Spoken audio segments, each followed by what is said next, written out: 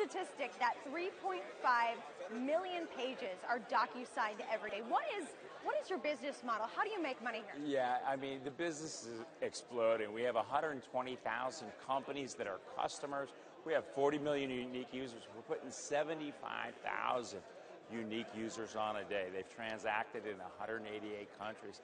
Our model is simple. It's basically a SaaS model. But for the signers, it's free, and that just spreads, the whole DocuSign global network virally. Mm-hmm. So your customers pay money. So I just sign my lease using DocuSign. It would be the leasing company that would pay DocuSign to use its software services. Is that right? Exactly. Okay. It's that easy. So what is it like competing with paper and pencil? How do you get users to switch to this method, especially since paper and pencil is quite free? Yeah, I mean, it's amazing, because it's been done the same way for 3,000 years. I think the beautiful thing is once you use DocuSign, I've never seen a product where you just love it. People say all the time, I was buying my vacation home in Florida, and I was in New York, my wife was in Paris, you saved my life, and people actually get upset if they can't use DocuSign. So I think it is that virality and word of mouth. Now, we have also very much verticalized our business. So in the real estate business, it's a verb. For financial services, 14 of the top 15 wealth management companies use DocuSign. 12 of the top 15 insurance carriers. So now if you're buying a car, insurance, your financial advisor, your home, people are getting exposed to DocuSign. And the financials must be working in your favor because you recently, just this month, raised a $115 million Series E round from some new investors. Yes. What's the end game for you? Are you thinking IPO, private sale? What type of strategy is on your mind? Well, the end game is to change the way business is done in the world, and we really believe that to be a noble cause.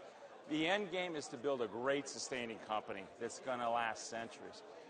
For us, an IPO or something like that is just a financing event. Mm-hmm. But an IPO would be the best method in your mind, based on where the company is today, for an exit strategy for these investors. Well, that, and investors can, do whatever they want. I'm just a businessman. We focus on the customer.